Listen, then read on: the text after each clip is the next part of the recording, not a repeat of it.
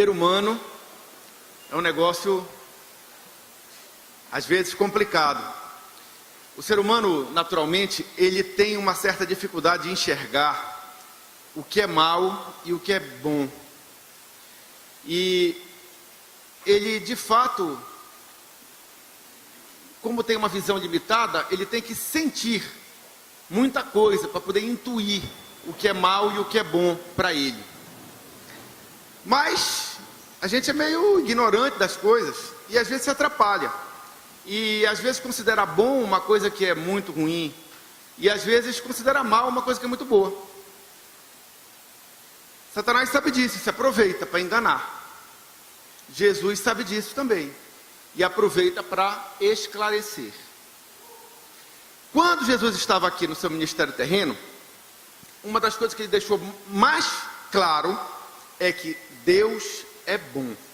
E, portanto, Deus não faz nenhuma maldade para ninguém, por mais que se alguém mereça. Você está entendendo? Deus não faz. Deus é completamente puro, completamente verdadeiro. Ele não tem um risquinho de inveja, um risquinho de maldade, um risquinho de erro. Não tem nada de errado com Deus. Então, por conta disso, ele não pode ser infiel. Ele não pode ser, vamos dizer assim, uma pessoa que derrama ódio, que derrama qualquer coisa que não presta. Deus é completamente bom. Em contrapartida, Jesus também nos ensina que as forças espirituais da maldade são completamente perversas. Tudo que elas fazem é mal, por mais que não pareça. Entendeu? Então o que acontece? Algumas pessoas vivem uma satisfação, mesmo estando afastadas de Deus. E no seu deleite pecaminoso, se alegram e ficam tranquilas, enganadas, mas satisfeitas, porque amam o prêmio da injustiça, porque estão gostando do que não presta, e aquilo que não presta as satisfaz, e elas enganadas, afundam naquilo, e vão trilhando um caminho de morte, mas satisfeitas. Aquilo não lhes inquieta. Deus vê, se entristece, abre a porta da oportunidade para elas mudarem, muitas vezes de forma bastante escancarada, mas a decisão é pessoal. Deus não vai forçá-las a saírem daquele caminho. E se elas, gostando daquilo, se entregando àquilo com prazer absoluto, resolvem desprezar a Deus, Deus não se vinga delas fazendo mal algum. Deus apenas as entrega às consequências dos seus próprios erros. Isso está escrito em Romanos, capítulo 1,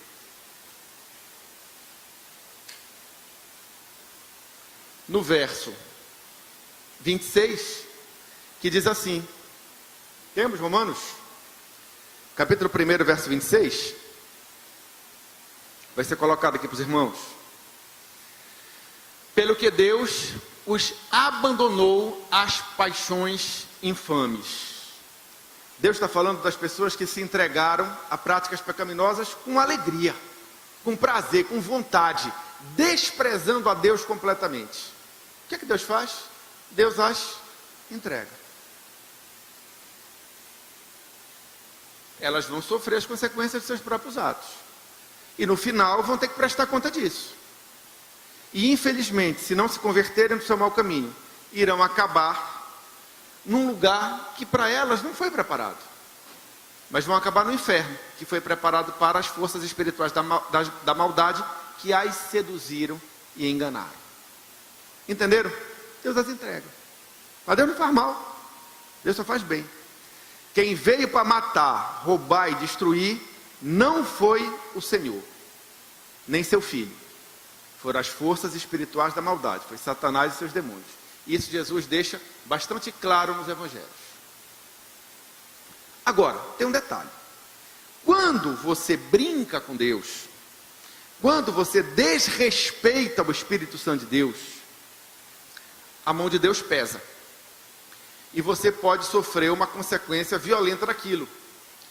Mas, como consequência da sua entrega à obra maligna. Não porque Deus quer, porque Deus não deseja ferir ninguém.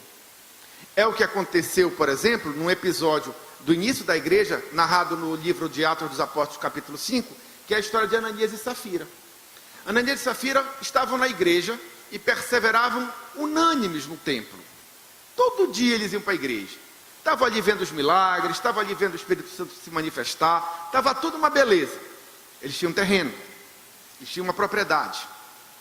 E o amor cristão ali era um negócio tão forte, que não se concebia alguém ter e o outro não, e esse alguém não ajudar. Então eles passaram a vender as suas propriedades e dividir o dinheiro para se uniformizarem nas suas assistências, de forma que aquele que tivesse muito não sobrasse, e o que tivesse pouco não faltasse. E Ananias e Safira venderam um terreno por um valor X e disseram que iam doar tudo à igreja, mas só deram a metade. Pela mentira que fizeram, morreram. Foi Deus que castigou? Não. As palavras do apóstolo Pedro dizem muito bem o que aconteceu. O apóstolo Pedro narra o episódio assim: mas um certo varão chamado Ananias, com Safira sua mulher, venderam uma propriedade e retiveram parte do preço, sabendo também sua mulher. E levando uma parte, a depositaram aos pés dos apóstolos. E disse então Pedro a Ananias, presta atenção: Ananias, por que encheu Satanás o teu coração para que mentisses ao Espírito Santo e retiveste parte do preço da herdade? Guardando-a, não ficaria para ti? E vendida, não estava em teu poder? Por que formaste este desígnio em teu coração? Não mentiste aos homens, mas a Deus. E Ananias, ouvindo estas palavras, caiu e expirou. A Safira não estava com ele. Depois ela chegou e Pedro também a inquiriu. Ela confirmou a mentira e também morreu. Foi castigo de Deus? Não, eu digo que foi consequência da própria decisão de Ananias e Safira de se entregarem ao diabo. Estão entendendo? Ele é que veio para matar, roubar e destruir. Deus nunca quis que Ananias sequer vendesse a herdade. Era dele, estava com ele. Que fique com ele. Deus não estava querendo, Deus não estava fazendo questão de nada. Entendeu? Deus não apareceu para Ananias para se revelar e pedir que ele fizesse a oferta. Não pediu, não está escrito aqui pelo menos. Está certo? Muito menos disse que o valor era para ser total ou para ser parcial. Deus estava fora desse negócio. Está certo? Mas houve um desrespeito ao Espírito Santo. E isso teve uma consequência. Porque de Deus não se zomba. Aquilo que o homem plantar, isso também colherá. Isso está registrado em Gálatas capítulo 6, verso de número 7. Entenderam? Então, Ananias e Safira foram fulminados por Deus por castigo divino. Bom, pode ser até que alguém veja assim. Não é meu caso. Eu não vejo isso como castigo divino. Eu vejo isso como consequência do pecado. Consequência do pecado, não da mentira somente, mas da mentira ao Espírito Santo de Deus.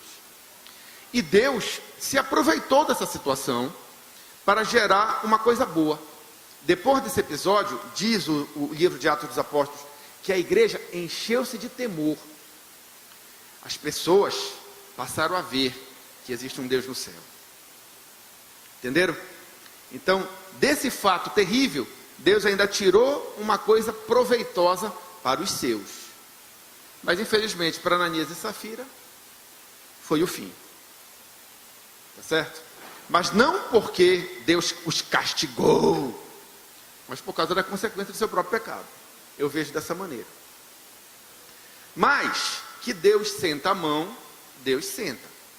A palavra de Deus diz que a mão dele é pesada e ele, de vez em quando, acerta um. É isso que eu quero ver com você essa tarde. Hoje eu queria explicar para você O que leva Deus a sentar a mão em alguém? Por quê, como e quando Ele faz isso? E qual o seu objetivo? E quais as suas consequências? Entenderam? Deus é bom. Então eu gostaria de começar esse papo explicando para você algumas coisinhas introdutórias. A primeira é a seguinte: Deus é um excelente mestre. Deus tem tudo para ensinar a alguém que queira aprender a andar no seu caminho. Deus não precisa que você seja chicoteado, nem que você seja tratado como um animal, como um cavalo ou como uma mula, sem entendimento, que com rédeas e cabrestos tem que ser dominados, porque de outra forma não obedecem. Deus não tem prazer nenhum em sentar a mão em ninguém. Deus é bom. Então, quando Deus senta a mão, é porque foi necessário. Tá certo? Então aí é o primeiro ponto que você tem que saber. Deus senta a mão quando é necessário. Entenderam? Desnecessariamente, Deus não faz. O diabo é que gosta de sentar a mão em quem lhe dá lugar de graça, porque isso ele tem uma alegria em fazer.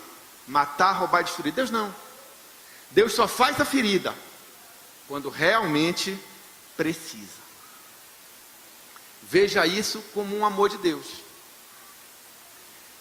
Em quem Deus age desta forma? Bem, de modo geral, Deus age desta forma com aqueles que estão filiados a Ele. Se você é filho de Deus, se Ele te recebe por filho, Ele te coloca debaixo de um manto disciplinar, como um pai deve fazer com todo filho que tem.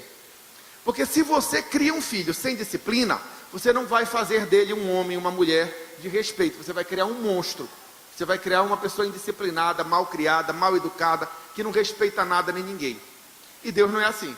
Deus é um bom pai, um pai amoroso, um pai zeloso. Então, quando Ele lhe recebe como filho, Ele vai te disciplinar para que você seja alguém útil a Ele, à sociedade, e bem, vamos dizer assim, bem conceituado, aonde quer que você esteja. Para que você esteja sempre por cima e não por baixo. Para você ser sempre cabeça e não cauda. Para que as pessoas te vejam como um homem de Deus e tenham medo de ti. Porque é isso que está escrito na Bíblia. Medo de ti no sentido de respeito. Entendeu? Saibam que o Deus Todo-Poderoso está do teu lado. Então não mexe contigo. Porque se mexer contigo, está mexendo com o maior poder que existe em todo o universo. Deu para entender? Então, o que é que diz a Bíblia a respeito deste tipo de sentar a mão? Isso está lá em Hebreus. Esse nós vamos ler, vamos analisar. Capítulo de número 12, do verso 5 ao verso 11. Então, Hebreus, capítulo 12, verso 5, verso 11. Então, o que é que nós aprendemos agora? Até aqui, vamos andando devagarzinho e vamos consolidando. Nós aprendemos que Deus é bom e o diabo é mau. Mesmo quando o diabo faz um carinho, isso é maligno. E mesmo quando Deus dá um puxão de orelha, isto é benigno. Deu para entender isso? Tá? Deus senta a mão, mas sempre é para o nosso bem, para nos corrigir, para nos disciplinar, para nos ensinar, para nos colocar num bom caminho. Deu para entender até aqui? Deus não faz mal a ninguém. Então lá em Hebreus diz o seguinte: já vos esquecestes da exortação que argumenta convosco como filhos? Filho meu, não desprezes a correção do Senhor, e não desmaies quando por ele fores repreendido, porque o Senhor corrige o que ama e açoita a qualquer que recebe por filho. Pare aí, presta atenção. Você é filho de Deus? Então aprenda a amar a disciplina do Senhor, porque é melhor ser disciplinado, é melhor que Deus sente a mão agora, é melhor que Deus puxe a nossa orelha agora para nós nos corrigirmos, do que nós sigamos em frente prosseguindo no erro. Concordam? Então olha só, porque o Senhor corrige o que ama. e açoita a qualquer que recebe por filho. A qualquer. Não há especiais. Eu, você, todos nós vamos andar com o Senhor debaixo da sua mão. E se errarmos, ela pesará para o nosso bem. Porque Deus é amor e não vai deixar nós ficarmos sem correção. Porque quem é criado na rua sem correção é quem não tem pai. Mas nós que temos pai, temos a correção. Deu para entender? Então não lamente. O Salmo de número 119, verso 71, diz o seguinte, não precisa tirar daí de Hebreus, diz o seguinte: foi bom ter sido afligido para andar nos teus caminhos. O salmista entendeu essa proposta aí, disciplinar. Entendeu? Foi bom. Por quê? Porque se eu não sou afligido, se a mão de Deus não pesa, eu ia continuar no caminho que eu estava. E um abismo chama outro abismo, e a minha situação ia ficando cada vez pior. Para mim e para os outros que eu também poderia fazer mal. Mas Deus afligiu o salmista, e ele reputou isso como uma coisa maravilhosa. Por quê? Porque pelo pesar da mão de Deus sobre a vida dele, ele pôde se corrigir. E aprendeu a andar no caminho do Senhor, no bom caminho. No caminho de vida e não de morte. No caminho de vitória e não de derrota. Num caminho onde ele seria cabeça e não cauda. Onde ele estaria por cima e não por baixo. É melhor estar por cima ou estar por baixo? Então aprenda de Deus. Entendeu? Então a questão é assim, porque o Senhor corrige o que ama e açoita a qualquer que recebe por filho. Vamos seguir. Se suportais a correção, Deus vos trata como filhos. Porque que filho há a quem o pai não corrija? Há bom pai que não corrija seu filho? Há? Há bom pai que deixa o filho pintar e bordar? Não.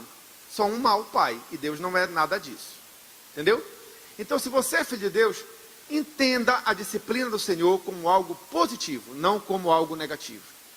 Tem pessoas que acham que tudo que acontece de mal na vida deles é obra do diabo. Não é. Muitas vezes pode ser a mão de Deus que pesou. E gerou um desconforto, gerou uma aflição, gerou uma dor, gerou uma perda. Mas, se esta pessoa neste momento consultar a Deus e observar o que Deus está falando, ele vai chegar à conclusão que o salmista chegou. Senhor, valeu. Foi ótimo este puxão de orelha, porque agora eu vou andar no teu caminho. Agora eu estarei por cima e não por baixo. Certo, pessoal? Então essa é a história. Se suportais a correção, 7. Se suportais a correção, Deus vos trata como filhos. Porque que filho há a quem o pai não corrija? 8. Mas se estáis sem disciplina, da qual todos são feitos participantes, sois então bastardos e não filhos. Vocês estão criados na rua ou estão criados na família de Deus? Então, se estão criados na família de Deus, estão sob disciplina.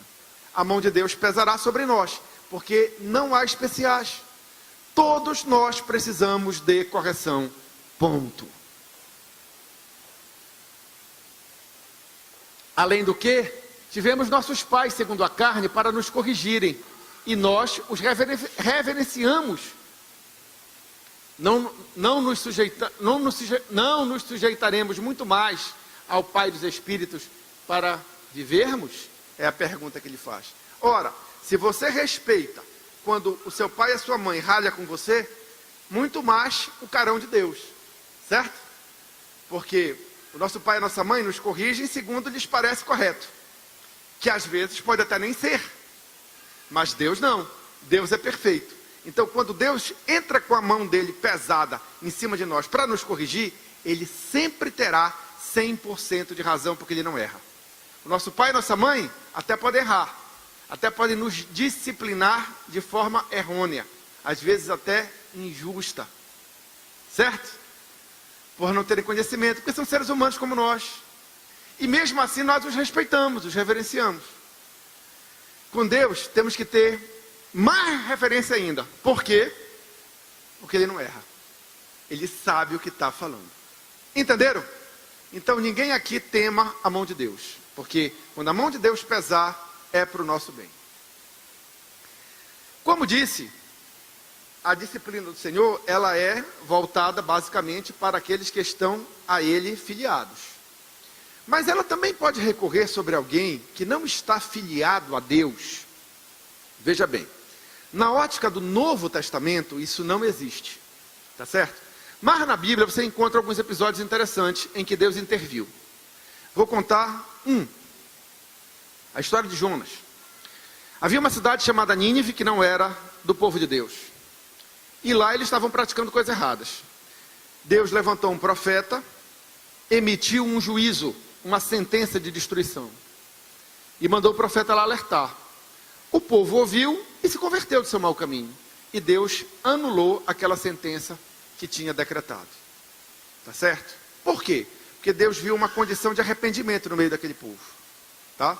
Então eu tenho para mim que, embora a mão de Deus, como um caráter disciplinar, ela pese só sobre aqueles que são filhos de Deus, ela também possa se estender àqueles que, embora ainda não filiados a Deus, tenham um coração inclinado a Ele, que Deus vê. Entendeu? Mas isso é um mistério. Isso aí é daquelas coisas ocultas assim que a gente não vai poder explicar. O texto de Hebreus é claro. A disciplina do Senhor está dirigida àqueles que se filiaram a Ele. Certo? Muito bem. Outra coisa que você tem que saber é o seguinte. Antes da disciplina do Senhor se concretizar, Deus sempre avisa. Tá certo? Então você é filho de Deus. Você entra num caminho mau, a mão de Deus não pesa sobre você imediatamente. Tá? Porque, como disse, Deus não tem prazer nisso. Deus não tem prazer em dar palmada. Deus não tem o prazer de lhe afligir. Nesse mundo você já passa por aflições. Nesse mundo a chuva já cai sobre justos e injustos. E o sol já nasce sobre justos e injustos. Entendeu? Já é assim. Deus não quer adicionar carga a ninguém. Já basta o normal da vida. O natural da vida. Entendeu? Deus quer aliviar, não agregar carga. Deus quer tirar o peso, não botar mais peso. E olha que a mão dele é muito pesada. Entendeu? Mas se precisar ele vai fazer. Então, antes de fazer, ele sempre avisa. E isso ele já faz desde antes de Jesus. Desde antes da igreja ser fundada. Lá no povo hebreu, se você ler o Antigo Testamento, você vai ver que quando o povo enveredava por um caminho de pecado, sempre Deus levantava um profeta para alertar. Só então, depois do profeta ser desprezado, é que a justiça os alcançava. Os inimigos vinham e os derrotavam. Não é verdade isso? Deus não sempre avisava, levantava o profeta, olha pessoal, se arrependa desse mau caminho, vocês estão andando por um caminho ruim e tal. Aí que a mão de Deus pesava. Então, sempre Deus avisará. Como é que ele avisa a igreja? Ele avisa a igreja porque quando você entra num caminho errado e é de Deus, o Espírito Santo de Deus se opõe a isso. Então você vai sentir inquietação. A paz que o Espírito te dá vai inverter. Você vai sentir a tristeza, você vai sentir a aflição na sua alma, no seu espírito, no seu íntimo. Mas há pessoas que são refratárias a isso. Elas botam o Espírito Santo de lado e continuam obstinadas no erro, mesmo tendo sido alertadas intimamente. Mas aí resta uma segunda linha de frente. Resta o povo, resta o púlpito, resta a internet, resta a Bíblia lida, resta os programas na televisão, restam até mesmo os jumentos desse mundo. Entendeu? Que às vezes te dão, são canais para te transmitir a palavra de Deus. E quando eu estou falando dos jumentos deste mundo, eu estou me referindo àquele episódio do Antigo Testamento, lá da história de Balaão, quando até o jumento falou, porque Deus já tinha falado com Balaão várias vezes, ele continuava andando no caminho do erro, aí a jumenta falou. Certo? É a isso que eu estou me referindo. As coisas os instrumentos mais improváveis, Deus usa para tentar te abrir os olhos. Mas se mesmo assim você não quiser, aí a mão senta. E a ferida é aberta. E existe dor. Não do que o diabo fez, do que Deus fez. Porque ele quis? Jamais. Mas porque foi preciso. Entenderam? Agora vamos entender mais ainda. Se você hoje andou desprezando a voz do Espírito Santo de Deus, e diante desta palavra que você ouviu até aqui, está desejoso de se consertar com o Senhor, para escapar da mão pesada, ainda dá. É isso que Deus quer. Entendeu? Então, se tem alguém aqui, que ouvindo esta palavra, pensou, puxa vida, ainda dá para eu escapar da surra. Senhor, me perdoa, eu vou me consertar. Eu entendi o que tu queres. Hoje você vai ter essa oportunidade. Mas pode ser que sejam pessoas que esta palavra chegou atrasada.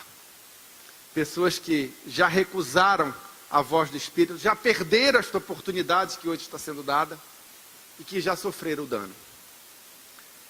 Acabou para você? Vamos entender. Qual é o intuito de Deus ao pesar a mão? É matar? Não. É trazer vida, e vida abundante. Então como é que isso se resolve? Vamos ler o que está escrito no livro de Oséias, capítulo de número 6, versos 1 e 2. Aí, Deus já fez a ferida. Deus já pegou o seu povo e já cortou. Eles já sentiram a dor do corte. E agora? O que é que faz? Como é que resolve o problema desta galera? Vinde e tornemos para o Senhor, porque Ele despedaçou e nos sarará. Fez a ferida e a ligará. Depois de 2 dias nos dará a vida, e ao 3º dia nos ressuscitará, e viveremos diante dele. Há esperança para você. Está ferido pelo Senhor? Não tem problema nenhum. Deus vai resolver a tua vida. Volta para o 1. Vamos ver passo a passo. Vinde, tornemos para o Senhor. Para que haja eficácia na obra disciplinadora de Deus, ao ferir, é necessário arrependimento. É necessário que você reconheça o seu erro e queira se consertar. Certo? Porque senão você permanece na rebeldia, e o próximo passo de Deus em relação a você será lhe entregar as suas paixões. Que nem Romanos, lá em Romanos capítulo 1. É o próximo passo. Recusou a disciplina? Deus falou, pesou a mão. Coração endureceu. Vai. Tá? Mas se não é o caso, você tem que ver a Deus como um cirurgião habilidoso. O cara tem lá um tumor, um furúnculo, uma bola de pus na carne dele. O pus tem que sair. Deus não corta aonde não é para cortar, pessoal. Deus é um hábil cirurgião. Ele corta o que tem que cortar na medida certa, para espremer o furúnculo do pecado. E vai doer, mas vai sair. E quando sair, vai ficar bom. Ah, tinha um corte? Tinha um corte. Deus vai suturar, vai ligar. Ele fez a ferida? Fez, para tirar o que não prestava. Mas ele vai ligar, tenha fé. Isso vai acontecer, se você se chegar a ele. Ah, mas vai ficar uma cicatriz. Vai ficar uma cicatriz. Fato. Entendeu? Vai ficar. Aí eu vou dizer o que eu sempre digo a respeito das cicatrizes da vida. É melhor ter cicatriz de vitória do que cicatriz de derrota. Já que vai ficar feio de qualquer jeito, pelo menos seja, poxa, sabe essa cicatriz aqui? Ficou feio, né? Ficou feio, mas foi no dia que Deus me tratou, tirou um mal da minha vida, e hoje eu estou por cima e não por baixo. Hoje eu sou cabeça e não cauda. Certo? Do que olhar, ver a ferida e dizer, poxa, essa cicatriz aqui foi da batalha que eu perdi. Entendeu? O que é melhor? Ter cicatriz de vitória ou ter cicatriz de derrota? Então pronto. Então não lamente a cicatriz. Tem coisa pior que a cicatriz. Tem. Às vezes, Deus tem que amputar. Entendeu? Deus tem que amputar. Isso é positivo. Jesus considera positivo. Jesus diz o seguinte: olha, é preferível tu entrares no céu com um olho só, do que com dois ires parar no inferno. É preferível tu entrares no céu com uma mão só, do que com duas ires parar no inferno. Isso que Jesus está falando é simbólico. Há coisas na nossa vida que não são ruins em si mesmas, mas na obra disciplinadora de Deus, Deus tem que cortar, amputar. E aí, meu irmão, não adianta ficar orando, Deus me restitui. Não, Deus não vai restituir. Entendeu? Ele amputou. Paciência. Se conforme. E siga em frente. É dura essa palavra? É. Mas tem perdas que são irrecuperáveis. E por que tem que ser assim? Para você respeitar. Entendeu? Para você respeitar. Porque é pelo temor de Deus que você vai experimentar transformação de vida. É aquela história, né? O pai se esforça, dá um carro para o filho. Quando ele vê que o filho está usando o carro não para ir para a faculdade, não para vir para a igreja, né? Mas para fazer pega, o que ele faz? Ele tira o carro, né? E vai andar de ônibus. E sabe quando é que ele vai ter carro de novo? Quando ele comprar. Porque do pai ele não recebe mais nenhum. Certo? Medida disciplinar. Cortou. Acabou.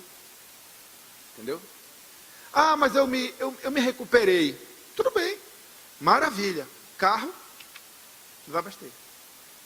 Entendeu?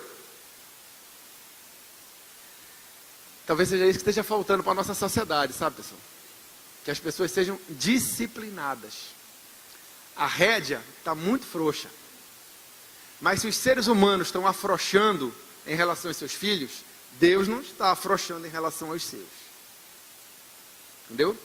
Tenha temor de Deus, não faça besteira, porque senão Deus pode não só lhe fazer uma ferida para lhe tirar um furúnculo, Deus pode lhe amputar um membro. Entendeu? Poxa, mas Deus não é bom. E quem está falando que Deus é mau aqui? Tudo isso é o amor de Deus. O Senhor disciplina a todos quanto ama. Tá certo? E trata todos aqueles que recebem por filhos. Ah, mas isso não me parece bom.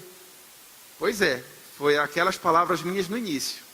Este que é o problema do ser humano. Tem coisas que são boas, mas ele não percebe como boas para ele. Entendeu? Este é que é o problema. A minha fala no início era a respeito desta questão. É de você não perceber a bondade de Deus. Tente se aproximar do Senhor com o coração aberto. Para entender como entendeu o salmista lá do Salmo 119. Foi bom ter sido afligido, para aprender a andar nos teus caminhos. Foi bom perder esse olho, porque senão ia com dois para o inferno. Foi bom ter perdido essa mão. Foi bom ter ganho essa cicatriz, porque se eu não ganho essa cicatriz, ia ganhar uma pior lá na frente, eterna. Porque o que acontece aqui nessa vida vai passar, pessoal.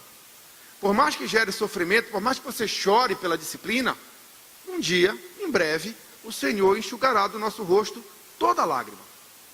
O que você sofre hoje, você não vai sofrer pela eternidade.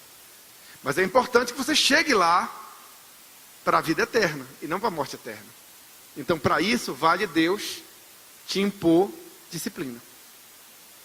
Quem está entendendo? Vocês estão achando que Deus é mau? Não, pessoal. Essa é a mentira que o diabo tenta colocar. Ah, tá vendo? Viraste crente, agora a tua vida está mais apertada do que antes. Claro, você entrou no caminho estreito. No caminho largo, era fácil. Só que conduzia para a perdição. O caminho estreito é diferente. O caminho estreito tem regra. O caminho estreito tem a palavra de Deus para nos iluminar. Lâmpada para os nossos pés. É só seguir a trilha. e receber a disciplina com bom coração. Se você já foi ferido pelo Senhor em uma ação disciplinar, não veja isso como um ato de desamor da parte de Deus. Não é. Não veja isso com raiva. Não veja isso com desprezo. Não responda a isso com murmuração, nem com lamento, nem com queixumes. Não faça isso. Chegue-se a Deus, porque Ele fez a ferida, mas Ele vai ligar. E Ele vai lhe recuperar, e você viverá diante dEle. Observa também no verso de número 2, que existe um tempo para esse processo se cumprir. As coisas não são necessariamente imediatas. A disciplina, ela tem um trajeto. Tá certo? Às vezes você vem aqui para a igreja e diz assim, poxa, ouvi essa palavra, eu creio, eu vou sair daqui já fortalecido. Opa, não estou dizendo isso, muito menos a palavra, preste atenção. Depois de 2 dias, ou seja, depois de um tempo, Ele nos dará vida. É um processo a disciplina. A disciplina tem que ser sentida. Tá? É aquela história. Tá de castigo. Pode sair do castigo. Isso não é castigo, pessoal. Que disciplina é essa? Entendeu? Tem que ter um tempo. Pega a criança. Tá muito impertinente. Tá fazendo coisa que não serve. Sente ali. Fique aí quietinho, de olho fechado, meditando no que você está fazendo de errado. Se chorar, vai aumentar mais 5 minutos. 10 minutos. Aí, para. Fica uns 10 minutinhos lá, quieto. Quando sai do canto do castigo, tá uma beleza, criança, né? Psicologia infantil, né? Entendeu? Depois de 2 dias, nos dará vida. E ao 3º dia, nos ressuscitará e viveremos diante dele. Por quê? Porque só pode viver diante de Deus quem está andando direito, pessoal. Deus é santo. Deus quer diante dele um povo santo. Imperfeito, sim, mas que tenha um coração perfeito em se santificar. Um povo que erra, mas que sabe reconhecer o seu erro, abandonar o seu erro, se converter do seu mau caminho para estar na presença de Deus. Esse é o povo de Deus, essa é a igreja. Aqui não tem ninguém perfeito, tá? Mas o fato de não sermos perfeitos de atitudes não quer dizer que nós não possamos ser perfeitos de propósito. Estão entendendo? Então, na perfeição do nosso propósito, viveremos diante de Deus. Viveremos diante de Deus. Então, se você já foi alvo de uma sentada de mão da parte de Deus, não lamente não. Se alegre. Faça o que a Bíblia está falando para você viver diante do Senhor. Se você ainda não sofreu o corte, arrependa-se quanto antes. O mal se desviará de ti. A disciplina se desviará de ti. Porque você se converteu. O objetivo da disciplina é mudar o rumo. Se você já mudou do rumo, Deus não vai fazer a ferida de graça só para lhe ferir. Entendeu? Então ainda dá tempo de evitar. Se já aconteceu, aproveite a deixa aqui. Ah, Alexandre, mas eu estou bem. Eu estou bem com Deus, eu estou forte no Senhor. Isso aí, essa palavra não é para mim não. É assim, pessoal. É assim, sabe por quê? Porque hoje você está bem. E vigie para não cair.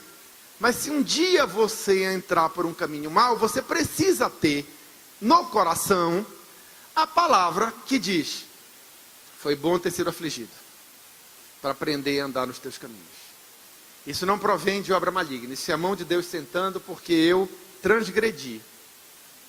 Eu vou me consertar. Eu vou me arrepender. E Deus vai me perdoar. Porque Ele é fiel e justo para me perdoar de todo pecado e me purificar de toda injustiça, se eu, diante dEle, confessar o meu pecado. Não é isso? Então é assim que a gente vive tranquilamente.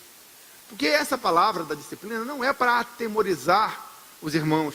Não é para nos deixar nervosos, estressados, preocupados. Não, muito pelo contrário. É para nos deixar tranquilos. O que eu estou dizendo aqui? É que para o buraco você não vai, porque Deus não vai deixar. Porque Ele, como Pai amoroso que é, vai sempre te ensinar o bom caminho. Nem que seja com umas palmadas. Entendeu? Ele sempre vai te avisar antes. Então dá ouvidos a Deus. Ele já te feriu, ele é hábil, ele vai saber consertar. Ele nunca quis que você recebesse uma palmada dele. Siga em frente. E não erre de novo.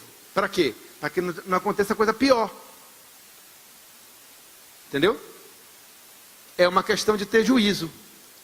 Os loucos desprezam a sabedoria e o ensino, mas os homens sensatos não o fazem. Isso está lá em Provérbios. É lá que diz que o temor do Senhor é o princípio da sabedoria. Quer ser esperto? Quer ser sábio? Respeita a Deus. Ouve o que Ele tem a te dizer e anda no caminho que Ele te mandar. Vai dar tudo certo. Aí você estará sempre por cima e não por baixo. Entenderam? Para encerrar, vamos ver uma história de como isso acontece, para nós termos um exemplo prático para nos enriquecermos, para usarmos como exemplo para a nossa vida. Eu gostaria que você abrisse sua Bíblia em 2 Crônicas, capítulo 28. Esse texto de 2 Crônicas, ele mostra a história de um rei chamado Acás, que era um rei em em Judá. Ele reinava em Jerusalém. A história de Acás é uma história muito interessante. Esse texto, ele tem umas coisas muito legais para a gente analisar. Mas você vai entendê-lo como uma boa aplicação disso que nós vimos esta tarde. Então, 2 Crônicas, capítulo 28, de 1 a 15. Vamos lendo cuidadosamente, vamos analisando. Tinha Acás 20 anos de idade quando começou a reinar, e 16 anos reinou em Jerusalém. 16 anos pode parecer um reinado longo, mas não é. Tá certo? O reinado de Acás foi abreviado porque era um reinado desastroso. Certo? Vamos lá.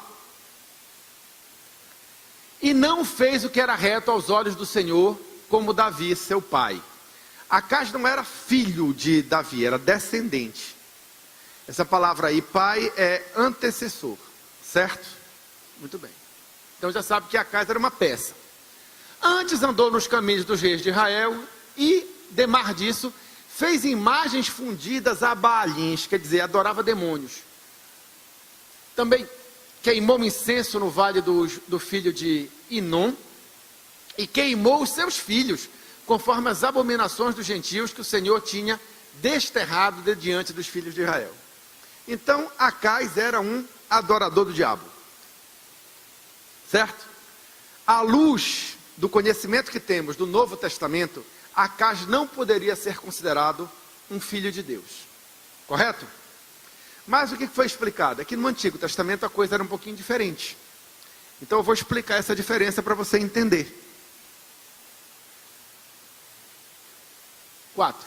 Também sacrificou e queimou incenso nos altos e nos outeiros, como também debaixo de toda árvore verde.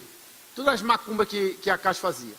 Pelo que o Senhor, seu Deus, presta atenção, o entregou nas mãos do rei dos sírios, os quais o feriram e levaram dele em cativeiro uma grande multidão de presos que trouxeram a Damasco. Também foi entregue nas mãos do rei de Israel, o qual o feriu com grande ferida. Quem foi que entregou Acás na mão dos inimigos? O que era Deus para Acás? O seu Deus. Como explicar isso? Bom, é o seguinte. Sobre Acás pesava uma promessa feita a Abraão, a Isaac e a Jacó, renovada em Davi, seu antecessor. Então, Acás, por mais que sendo um adorador do diabo, um filho das trevas, uma pessoa sem o menor temor de Deus, ele era afiliado ao Senhor pela promessa que existia segundo a antiga aliança. Por isso a mão de Deus pesou sobre Acás. Entendeu?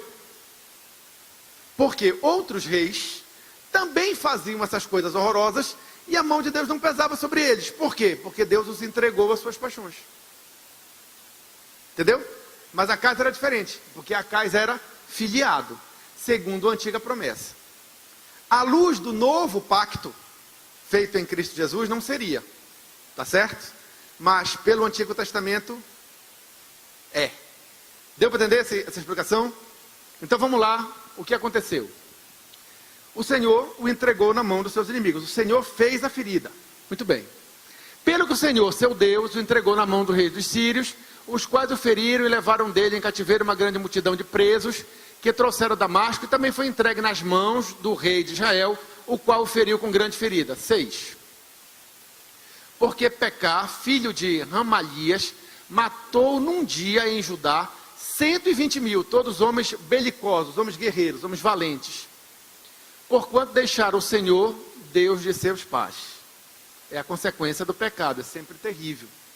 Ezicri, varão potente de Efraim, matou a Maazéias, filho do rei, e a Asricão, o mordomo, e a Elcana, o segundo depois do rei. Quer dizer, Acás foi enfraquecido, foi privado de seus principais assessores e homens fortes.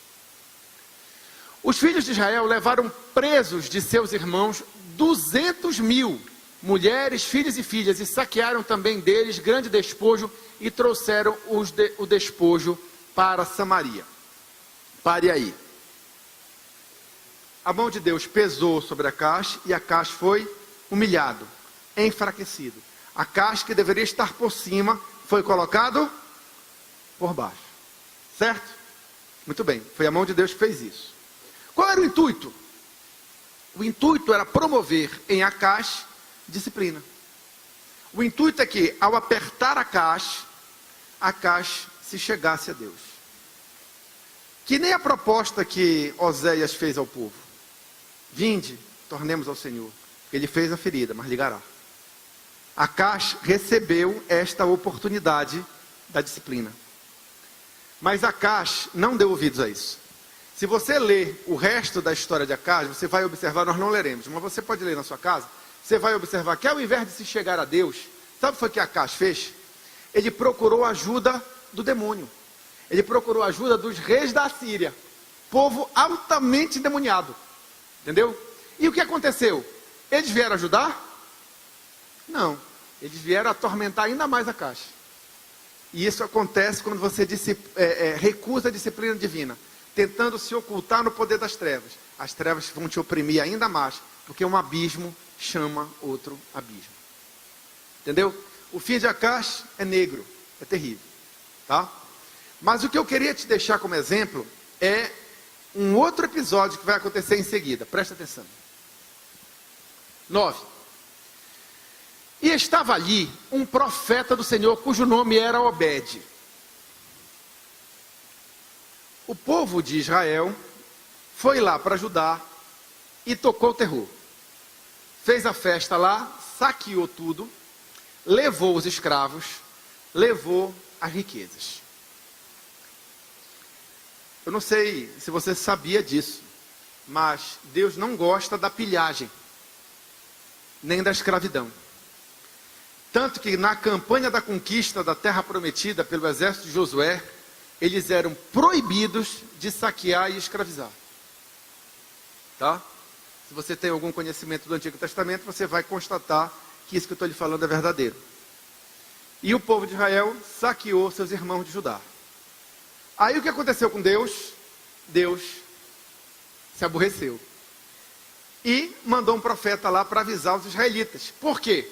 Porque os israelitas samaritanos também eram filiados a Deus pela promessa, porque também eram filhos da descendência de Abraão, de Isaac e de Jacó. Era a mesma história de Acás. E ali estava um profeta do Senhor, cujo nome era Obed, o qual saiu ao encontro do exército que vinha para Samaria, e ele disse, olha o aviso, lembra que eu falei que antes de Deus sentar a mão, ele sempre avisava? Lembra disso? Está aí o aviso, olha. Eis que, irando-se o Senhor, Deus de vossos pais, contra Judá, os entregou nas vossas mãos, e vós os matastes com uma raiva tal, que chegou até os céus. Deus não gostou da violência. Próximo. E agora, vós cuidais em sujeitar a vós, os filhos de Judá e Jerusalém, como cativos e cativas. Porventura não sois vós mesmos aqueles entre os quais há culpas contra o Senhor vosso Deus? Agora, pois, ouvi-me, e tornai a enviar os prisioneiros que trouxestes, presos de vossos irmãos, porque o ardor da ira do Senhor está sobre vós. Foi que o Obed disse: pessoal de Israel, o Senhor está aborrecido com vocês. Vocês entraram por um caminho que vocês não deveriam ter entrado. Um caminho de violência, de escravidão, de roubo, né? de pilhagem. De pilhagem. Deus não gosta disso. A mão de Deus vai pesar. O que o exército de Samaria poderia fazer ali? Se eles tivessem o coração duro, eles poderiam dizer assim: ei, Obed, sai do ar, Obed. A gente lutou, ganhou e levou. Obed, sai. Rejeitando as palavras de Obed, eles não estariam rejeitando ao homem. Eles estariam rejeitando a Deus. A mão de Deus ia pesar sobre eles. Com certeza absoluta. Com certeza absoluta ia pesar. Mas não foi isso que eles fizeram. Eles desarmaram a bomba. Eles desviaram a mão do Senhor de si. Como que eles fizeram? Presta atenção. 12. Então, alguns homens dentre os chefes dos filhos de Efraim, Azarias, filho de Joanã, Berequias, filho de Mesilemote, e Jeisquias, filho de Salum, e Amassa, filho de Hadlai, se levantaram contra os que voltaram da batalha. Eles disseram: não fareis entrar aqui estes presos, porque em relação à nossa culpa contra o Senhor, vós intentais acrescentar mais a nossos pecados e as nossas culpas, sendo que já temos tanta culpa, e já o ardor da ira está sobre Israel. 14. Então os homens armados deixaram os presos e o despojo diante dos maiorais e de toda a congregação. É isso que você precisa fazer para desviar a mão pesada do Senhor que se avizinha. Se desarme. Entendeu? Tem muita gente que se ferra porque é impertinente diante de Deus, é arrogante diante de Deus, não se desarma. Não faça isso não, pessoal. Seja manso diante do Senhor, porque Deus é amor. Esses homens agiram corretamente. O que foi que eles fizeram? Se desarmaram e desistiram de peitar a Deus, como se pudessem vencer a Deus com uma peitada. Certo? Foram inteligentes. Seja inteligente também. Aproveita a oportunidade que Deus está te dando hoje. Foi o que eles fizeram? Desistiram do despojo. Se desarmaram e depositaram tudo diante ali dos maiorais, que estavam portando a palavra do Senhor. Porque os maiorais ali eram uma voz de Deus. No quanto disseram: a ira do Senhor está sobre nós, vamos acabar com esse negócio. Porque com Deus não se brinca, contra Deus não se briga, de Deus não se zomba. Foram espertos. E aí, qual é o fim da história? Um fim bom. 15. Acabou tudo bem. E os homens que foram apontados por seus nomes se levantaram e tomaram os presos e vestiram do despojo a todos os que dentre eles estavam nus. E os vestiram e os calçaram e lhes deram de comer e de beber e os ungiram. E a todos os que estavam fracos levaram sobre jumentos e os levaram a Jericó, a cidade das palmeiras, a seus irmãos, e depois voltaram a Samaria. Jericó já é uma cidade de Judá. Eu não sei se você entendeu o que aconteceu aqui. Presta atenção. O que foi que Obed disse para eles em nome do Senhor? Qual foi a ordem que Deus deu? Deus disse: devolve o despojo, liberta os escravos. Não foi isso que Deus disse? Não foi isso? Bastava isso então, não era? Libertar os escravos, devolver os despojos. Mas foi isso que eles fizeram? Não. Foi o que eles mostraram aqui para Deus, para desviar a mão de Deus de cima deles. Foi o que eles mostraram. Eles mostraram um fruto digno de arrependimento. Misericórdia quero, não sacrifícios, diz o Senhor. O que foi que eles fizeram ali? Eles não tinham sido violentos com aquele povo? Eles não tinham aborrecido o Senhor porque eles pegaram pesado? Porque eles fizeram com ódio, com raiva? Então, o que é que eles tinham que mostrar? Um fruto de amor, um fruto digno de arrependimento. Senhor, nós erramos a mão. Nós fomos violentos demais com nossos irmãos de Judá. Eles eram irmãos, tá? Senhor, nos perdoa, nós estamos arrependidos. Nós vamos te mostrar o nosso arrependimento, com um fruto digno de arrependimento. Aí o que foi que eles fizeram? Exerceram misericórdia, vestiram os que estavam nus, trataram os feridos, alimentaram aqueles que estavam lá escravizados, e os que não podiam andar, colocaram sobre animais e despacharam para Jericó. Ou seja, fizeram mais do que o Senhor pediu. No Novo Testamento, no Sermão da Montanha, o Senhor Jesus diz o seguinte: se alguém te obrigar a andar 1 milha, anda também a 2ª. Foi o que eles fizeram aqui. Eles andaram a 2ª milha. Deus pediu para eles libertar os escravos, devolver o despojo. Eles libertaram os escravos, devolveram os despojos, trataram os feridos, alimentaram os famintos, vestiram os nus e ajudaram aqueles que não podiam andar. Deu para entender como é que foi essa obra? E aí o que acontece? São abençoados.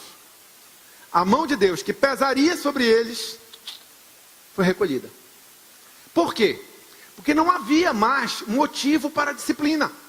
Porque a lição eles já tinham aprendido. Acas não aprendeu a dele e naufragou. Os israelitas aprenderam a deles e se deram bem. Entenderam? Aprenda então a se dar bem. Você não precisa sofrer o dano. Quando Deus lhe avisa, faça como os israelitas. Mostre diante de Deus um fruto digno de arrependimento. Isso é sabedoria vinda do Senhor. Não é esperteza segundo o homem, porque de Deus ninguém engana. Ele conhece o teu coração. Ele saberia se no coração dos israelitas ali, eles estivessem fazendo só para parecer bonitinho. Não, isso foi sincero, creio eu.